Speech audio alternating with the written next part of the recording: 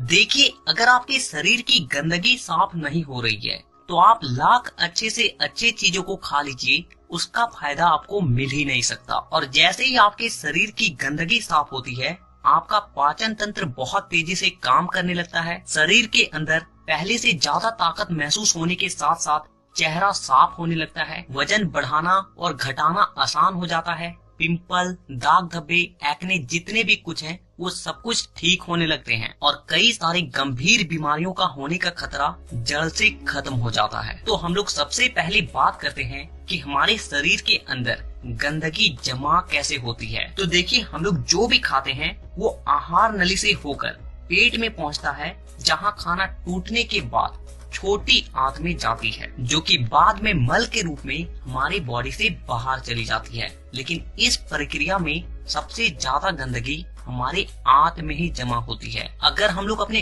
आंत को जूम कर कर देखें तो वो कुछ इस तरह का दिखाई देता है, जिसमें उंगली की तरह दिखने वाली छोटी छोटी उभार होती है, जो कि एक फिल्टर की तरह काम करती है, क्योंकि इन उभार के अंदर नसें होती है जो कि हमारे शरीर के अलग अलग हिस्सों से जुड़ी होती है और इसी नस के जरिए खाने में मौजूद पोषक तत्वों को खींचकर खून में और हमारे शरीर के अलग अलग हिस्सों तक पहुंचाया जाता है। लेकिन जब हम लोग जाने अनजाने में गलत तरीके के खाने का इस्तेमाल करते हैं तो वो हमारे आंतों में चिपकने लगती है और धीरे धीरे दीवार पर एक मोटी परत बनाकर जमा हो जाती है, जिससे कि जब हमारी आंतें खाने में मौजूद पोषक तत्वों को खींचती है तो उसके साथ साथ गंदगी भी हमारे खून में मिल जाती है और फिर शरीर के अलग अलग हिस्सों में जाकर ये गंदगी जमा हो जाती है। जब ये गंदगी खून के जरिए हमारे लीवर तक पहुंचती है तो फैटी लीवर और जॉन्डिस जैसी बीमारियां होती है। जब ये किडनी में जमा होती है तो किडनी स्टोन और फेफड़े में जमा होने से अस्थमा, और जब खून के जरिए दिल तक पहुंचती है